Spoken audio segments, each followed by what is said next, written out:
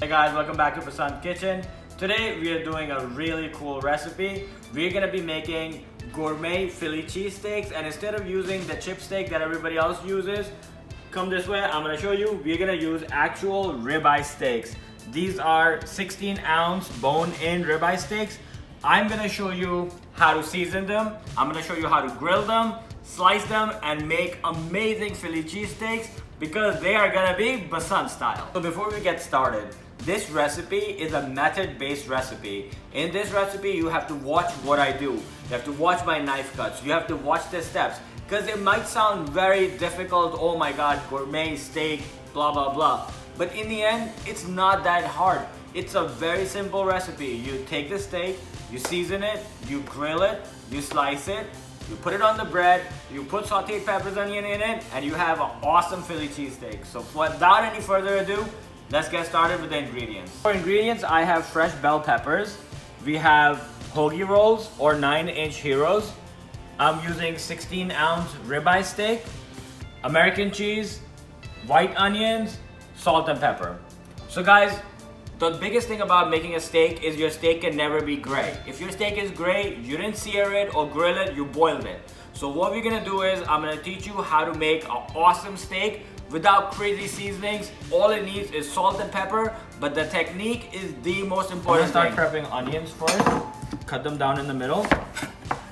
And these cuts. Not too thin and not too thick, just so they have a little life when you caramelize them. For peppers, I just take the top off as close as to the stem as you possibly can. Just like this. And then you just put your hand in and pull the insides out. There, should you see this? And then, so now we just make cuts that we're gonna saute.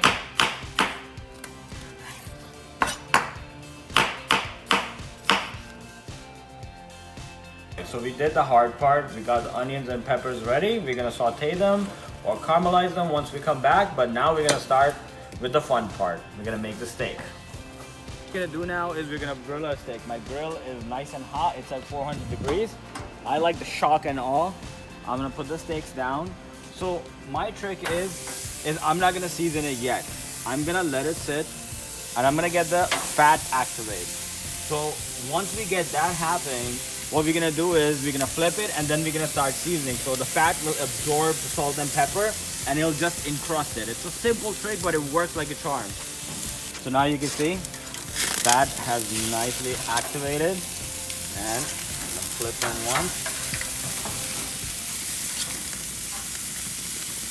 I'm gonna season it first with salt.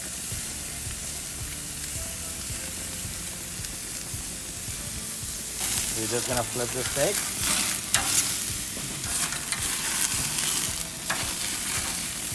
Wow. And the other side, little salt, to taste, pepper. You could even season it after you cook it, but this is a good way to do it. All right, so we're gonna check out our steaks. Wow, look at them. So we're gonna cook them around medium well. Wow, I love doing that. There we go. So, see, look at the char on them. I'm gonna cook them around medium well because we're gonna also pan sear them or a flash saute, and then we're gonna put peppers and onions on them. All right, guys, steaks are medium well, beautiful char. Now we're gonna take them upstairs and we're gonna let them rest while we prepare the bread and peppers and onions. All right, guys, so the steaks are ready. Look at them, how gorgeous they look. I cooked them medium well. But we're gonna let them sit, we're gonna let them rest, and we're gonna start working on bread and peppers and onions. So I'm gonna move this bread. I'm gonna use 9-inch hoagie roll. All right, so I want you to see the cut. Not all the way in, just to the wall of the bread. And just stop and open it. And butterfly it. Leave it like that. I'm gonna show you one more cut. So from here, with good bread knife, don't go all the way in, just level the bread out to the wall, pull it, and butterfly it. I'm gonna show you, it's gonna all make sense. I have the bread butterfly. What I'm gonna do is I'm gonna put cheese in like a triangle or like a diamond. That's actually a better way to put it. So what we're gonna do is after we put the cheese down, we're gonna put it in the oven for maybe 3 minutes so the cheese can melt and bread can get a little crispy because I like crunchy bread. So in about 2 tablespoons of oil, maybe 3, I'm gonna put a handful of peppers, onions, and we're gonna saute them really good. I like more peppers. And we're gonna season it with salt, pepper, garlic powder, or if you like seasoned salt, you can use that. Peppers, onions, sauteing in the pan. I butterfly the bread, you put cheese on it. What we're gonna do is we're gonna bake it in the oven at 400 degrees for maybe 3 minutes, 3.5 minutes, so the bread can get nice and crispy and cheese can melt. And then we're gonna finish our hoagie, Passant style. Pepper onions are almost ready. I season them with a pinch of salt, black pepper, and garlic powder. And I like to use granulated garlic powder, but this is about what you want. Onions this size because you can taste them. So what we have is we have the onions done, we have the bread done. Now what we're gonna do is we're gonna do the fun stuff. We're gonna make the steak, and deboning is my favorite thing to do.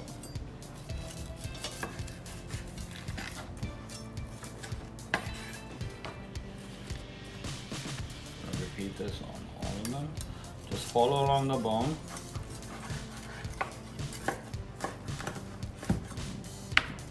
Take it off.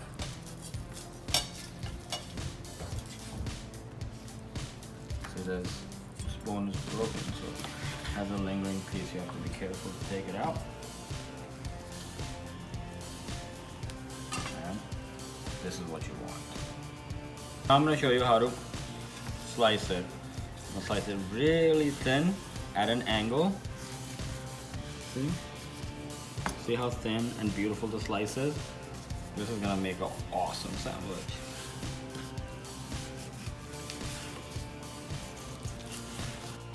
The entire setup is ready. Steaks are sliced thin. I'm gonna season them a little bit with salt and a little bit of pepper, or to taste. I like lots of pepper. I'm gonna mix it in. And now we're gonna start building our sandwiches. So now we're gonna dress it with peppers and onions.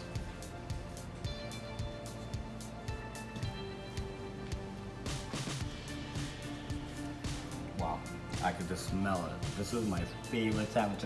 I like big, messy, you know, kind of sandwiches. That's like my style of cooking. And this is probably my favorite sandwich to cook. So guys, as you can see, sandwiches are ready. Now we're gonna start plating them. Before that, I'm gonna make sure that they don't open up because the sandwiches are massive. I'm gonna use the sandwich toothpicks to keep them in place. And do the same with them. Take your time, fold it in. They're not gonna run off, but they're gonna look super awesome. There we go. You hear the crunch in the bread? That came because we toasted it, you see? That's because we toasted the bread, and that makes all the difference. Now let it sit here. This is it, guys. Philly cheesesteaks are ready. The steaks were done beautifully. Peppers, onions, bread, and the way we presented it is awesome. Now I'm serving it with honey barbecue, mayo, sriracha, and over here for sides, my all-time favorite battered onion rings with Thousand dressing. Guys, this was a simple recipe. It was all about following the method. If you repeat these steps, you're gonna make perfect Philly cheesesteaks every single time. So I hope you guys enjoyed this recipe because I had a great time making it. Please remember to like, subscribe, and share, and we will get you guys next time, Passant style. I'm gonna take it for a spin. I like hot sauce. I like mayo. And I like barbecue. So, this is it.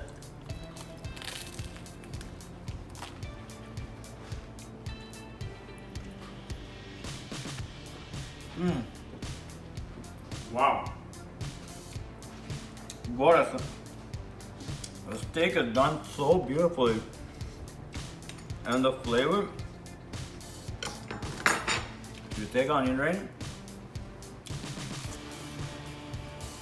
and now you go for it again.